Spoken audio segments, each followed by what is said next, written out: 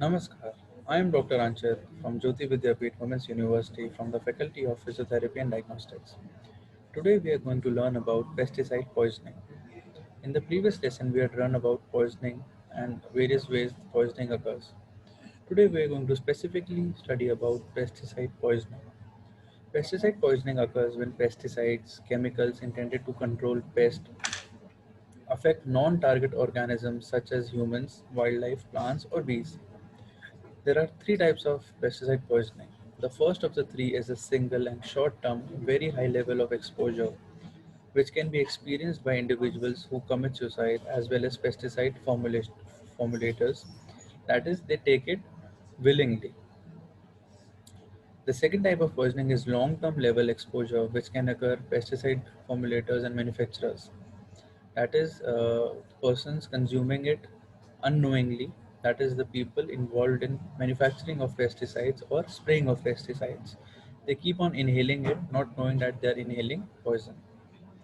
The third type of poisoning is a long term but low level exposure, which individuals are exposed from a source such as pesticide residue in food as well as contract with pesticide residue in the air, water, soil, sediment, food material, plants, and animals. That is, it can be any of us. Pesticides that are sprayed on the crops, on the vegetables and fruits that we consume, any residue that is left on the uh, fruit or vegetable may affect us in a longer run, but it isn't as high risk as the above two levels, grades. In developing countries such as India, pesticide poisoning from short term, very high level exposure is the most worsening type of poisoning. However, in developed countries, it is complete opposite. Acute pesticide poisoning is controlled, thus making the main issue long term, low level exposure of pesticides. Now, the most common exposure scenarios for pesticide poisoning cases are accidental or suicidal poisonings, occupational exposure by exposure to long target drift, and general public who are exposed through environmental contamination. Accidental or suicidal self poisoning with agriculture pesticide represents a major hidden public health problem, accounting on approximately one third of all suicides worldwide. It is one of the most common forms of self injury in the global south.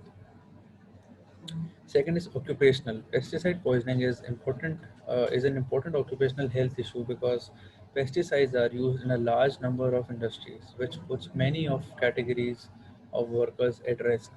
Extensive use of puts agriculture workers in particular increased risk for pesticide illness.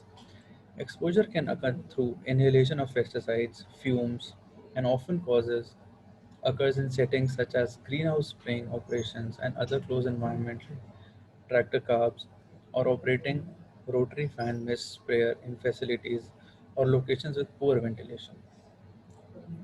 Third is residential. While thinking of pesticide poisoning, one does not take into consideration the contribution that it has made of their own household.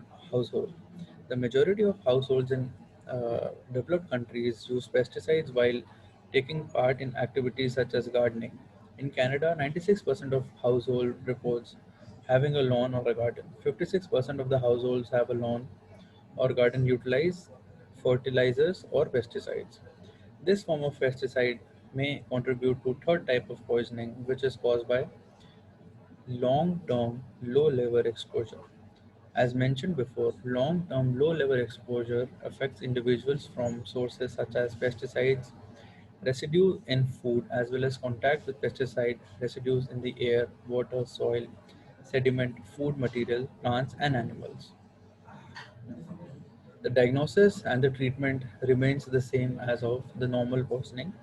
That is, it can be diagnosed through various symptoms such as dryness or froth formation, such as dilatation of the pupils or constriction of pupils, such as feeling nauseatic, vomiting, such as feeling dizzy, sometimes fever, sometimes diarrhea. And treatment again depends on what type, amount, age, body weight on that. Prevention is keeping away the available pesticides, not willingly taking it, washing off vegetables and fruits thoroughly, occupational hazards in occupational hazards, using of proper masks, use of face masks, shields to prevent inhalation, to prevent getting hit into the eyes. That is there. I hope you've learned about pesticide poisoning. In case of any doubt, mention it in the comments and we'll clear it in the problem solving class. Thank you.